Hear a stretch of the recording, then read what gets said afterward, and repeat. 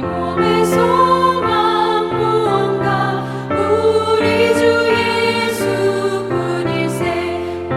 우리 주 예수밖에는 믿으리 아주 없도다.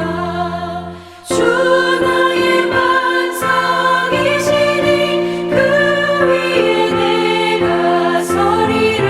그 위에 내가 서리라. 무섭게 바람 부는 밤 물결이 높이 설렐 때 우리 주 크신 은혜에 소망에 닿을 줄이라. 주 나의 반석이시니 그 위에 내가 서리라. 그 위에 내가 서리라.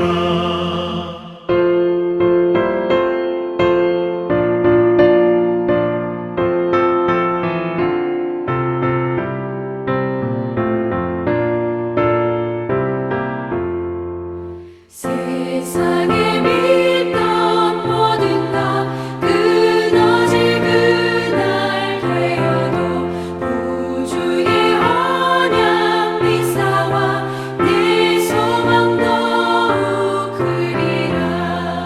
주 나의 반석이시니 그 위에 내가 서리라. 그 위에 내가 서리라.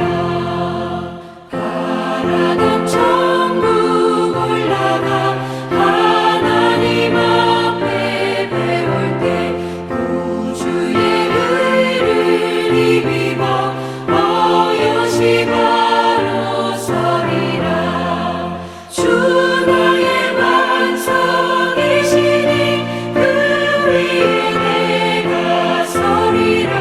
그 위에 내가 서리라.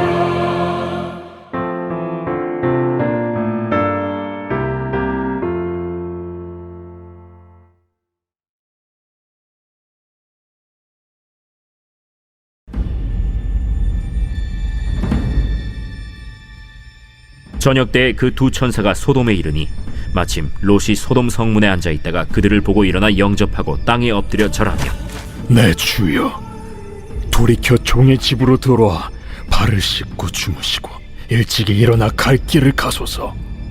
아니라 우리가 거리에서 밤을 새우리라. 사는 지역이 어디냐에 따라서 어떤 종류의 갈등을 겪을지가 결정되죠. 예를 들어 한국에 사는 사람들은 한국이 안고 있는 시대적인 갈등을 함께 안고 삽니다. 서울에 사는 사람들은 누구나 교통체증을 겪어야 하며 원하지 않아도 서울 공기를 마시고 살아야 하죠. 미국에 사는 사람들은 미국 사회가 안고 있는 갈등을 똑같이 겪습니다. 인종 간의 갈등, 폭력, 마약, 성 외에도 여러 가지 도덕적 위기를 함께 겪어야 합니다. 북한 동포들도 마찬가지죠. 북한에 태어났다라고 하는 한 가지 이유 때문에 굶주림을 경험해야 하고 종교적이거나 정치적인 자유를 누릴 수 없습니다. 롯도 마찬가지였습니다. 롯도 소돔과 고모라를 선택했기 때문에 그 성이 안고 있는 모든 갈등을 함께 겪어야만 했습니다. 그가 원하든 원하지 않았든 소돔과 고모라의 죄악은 그에게 영향력을 주었습니다. 롯은 기근과 고통과 어려움이 있었지만 그래도 하나님이 약속하신 땅을 택할 것인지 아니면 화려하고 매력 있는 도시를 택할 것인지를 놓고 고민했습니다. 결국 물이 넉넉하고 여호와의 동산처럼 풍요로운 애굽 땅과 같은 소돔과 고모라를 택해 떠났습니다. 롯에게 있어서 소돔과 고모라는 마치 꿈의 궁전처럼 느껴졌습니다. 멋있고 매력 있는 곳, 문화적이고 세련된 도시, 모든 것이 있는 곳이라고 생각했습니다. 그러나 소돔과 고모라는 또 다른 얼굴을 가지고 있었는데 그 땅은 역사상 가장 사악한 죄의 도성이었습니다. 그 도시가 얼마나 악했는지는 하나님이 유황불로 심판하실 수밖에 없을 정도로 타락했다라는 사실로 알 수 있습니다. 사람들은 악하다라는 사실을 중요하게 여기지 않는 것 같습니다. 쾌락과 명예와 이익을 준다면 얼마든지 가서 살려고 하는 생각을 가지고 있는 것 같습니다. 소돔과 고모라에 사는 사람들은 매일같이 죄를 먹고 마시는 문화 가운데서 살아야 했습니다. 롯도 예외가 될 수는 없었습니다. 그곳 사람들과 함께 사업을 해야 했고 그곳에서 아이들을 교육해야만 했습니다. 소돔과 고모라가 안고 있는 갈등을 피할 길이 없었던 것이죠. 처음에는 소돔과 고모라가 좋았을 것입니다. 그러나 살면 살수록 괴로워졌습니다. 죄가 너무나 관영했기 때문에 그렇습니다. 롯은 소돔을 떠나야만 했습니다. 그러나 그 사실을 깨달은 때는 이미 늦었던 것이죠. 사업 기반과 인간 관계가 모두 그 땅에 있었기 때문입니다. 늦은 나이에 모든 것을 두고 떠나기란 너무나 무모한 일이었습니다. 이것이 오늘날 많은 사람들의 고민인 것이죠. 잘못된 줄 알면서도 그 길을 가고 있으며 문제가 있다는 사실을 알면서도 돌아서지 못합니다. 롯이 그러했습니다. 포기할 수도 없고 피할 수도 없는 상태에서 갈등과 고민이 점점 깊어져만 갔습니다. 저녁 때 그 두 천사가 소돔에 이르니 마침 롯이 소돔 성문에 앉아 있다가 그들을 보고 일어나 영접하고 땅에 엎드려 절하며 내 주여, 돌이켜 종의 집으로 돌아와 발을 씻고 주무시고 일찍이 일어나 갈 길을 가소서. 아니라 우리가 거리에서 밤을 새우리라. 하나님의 두 천사가 날이 저물 때 소돔에 도착했습니다. 바로 그때 롯은 소돔 성문에 앉아 있었습니다. 이것은 롯이 바람을 쐬러 나왔다거나 두 천사를 마중하러 온 것이 아니라 깊은 고민과 갈등에 빠져 있었음을 의미하는 것이죠. 우리는 가까운 사람이 암에 걸렸거나 집안이 망하게 되었거나 사랑하는 사람과 사별하게 되면 강변에 나와 흐르는 강물을 우두커니 바라보게 됩니다. 홀로 산에 올라가 마냥 허공을 응시하며 시간을 보내기도 합니다. 이처럼 롯은 깊은 갈등 가운데 있었습니다. 왜 롯이 이런 갈등을 하게 되었을까요? 롯의 생애를 전체적으로 살펴보면 그 이유를 쉽게 알 수 있습니다. 롯은 아브라함을 따라 갈대아 우르를 떠나 믿음의 여행을 시작했습니다. 하나님을 섬기고 믿었으며 사랑했습니다. 그도 하나님의 명령에 함께 순종한 사람이었습니다. 그러나 롯은 아브라함과 달랐죠. 결정적인 위기가 올 때마다 언제나 도망갔습니다. 하나님보다는 세상이나 물질을 택했죠. 언제나 편하고 화려한 길을 택했습니다. 하나님을 믿지 않았기 때문일까요? 아닙니다. 롯도 하나님을 믿었고 하나님의 비전을 보았습니다.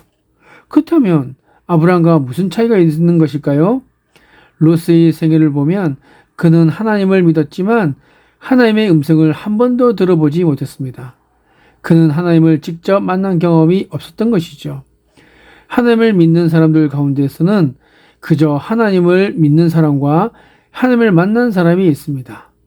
이 둘은 서로 차이가 있습니다. 많은 그리스도인이 교회에 나오면서도 갈등하는 이유는 하나님을 믿지만 하나님을 만난 경험이 없기 때문입니다. 이런 사람들은 편하게 신앙생활할 때는 아무런 문제를 느끼지 못하다가 위기 앞에 서면 언제나 물질과 세상과 이성으로 돌아섭니다.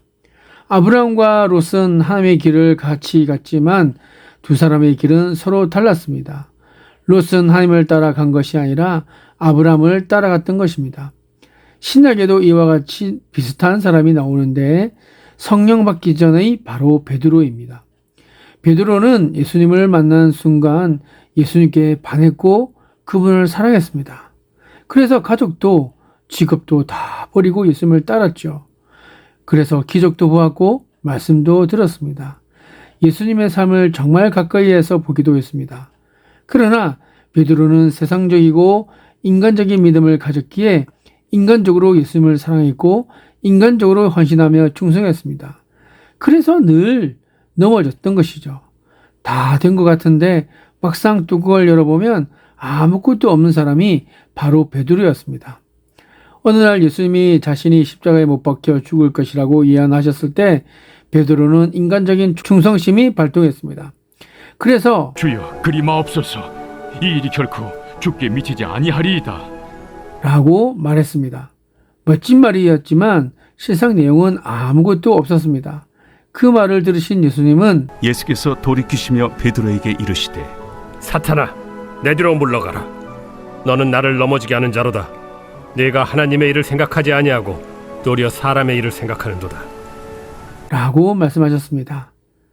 누가복음 22장 54절을 보면 예수를 잡아 끌고 대제사장의 집으로 들어갈새 베드로가 멀찍이 따라가니라. 예수님이 체포당해 로마 군사들에게 끌려가실 때 베드로는 드러나게 따르지도 또한 도망가지도 않았습니다.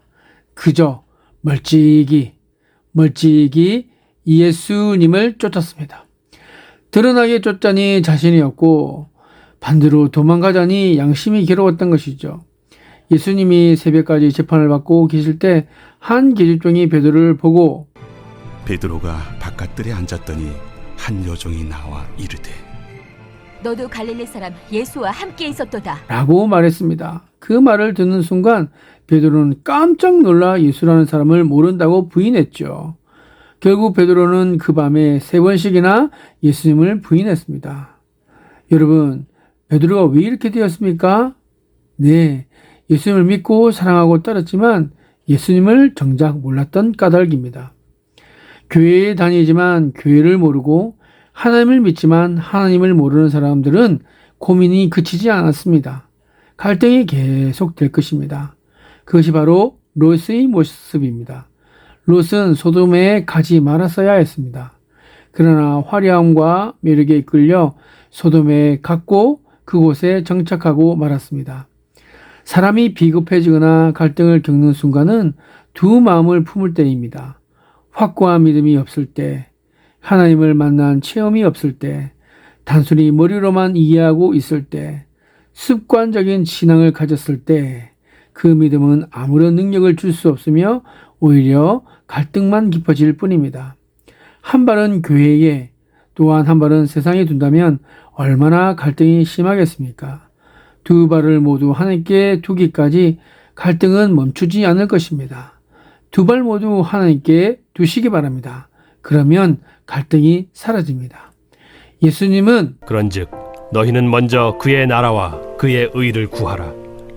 그리하면 이 모든 것을 너희에게 더하시리라. 라고 말씀하셨습니다. 하나님께 모든 것을 의탁하셨다고 해서 세상에서 망하지 않습니다. 오히려 하나님이 우리의 삶을 보호하시고 지키시며 복지심을 더욱더 강렬하게 느낄 줄로 믿습니다. 오늘 그러한 거룩한 하나님의 은혜를 경험하는 복된 걸음들이 되시길 예수님의 이름으로 축복드립니다. 기도하겠습니다. 참 우리의 빛이 되시는 하나님, 우리의 어둠을 밝혀주시고 세상을 비춰주셔서 거짓을 드러내시고 진실을 보이시는 하나님만을 바라보기를 소원합니다. 하나님, 우리가 세상 속에서 살아갈 때 하나님의 빛 안에 거하며 늘 깨어 있도록 이끌어 주시고 거짓과 위선, 자기 기만과 자기 중심적인 이기주의, 그리고 자신의 공로를 드러내려는 공명심으로부터 정말 우리를 지켜 주시옵소서. 사람들 앞에서가 아니라 오직 하나님 앞에서 겸손하게 행하며 진실하게 살아갈 수 있도록 인도하여 주시옵소서. 아무도 보지 않을 때에도 성령의 열매로 충만한 삶을 살 수 있게 도와주시고 온갖 죄의 유혹 앞에서 하나님만을 의지할 수 있도록 우리를 인도하여 주시옵소서.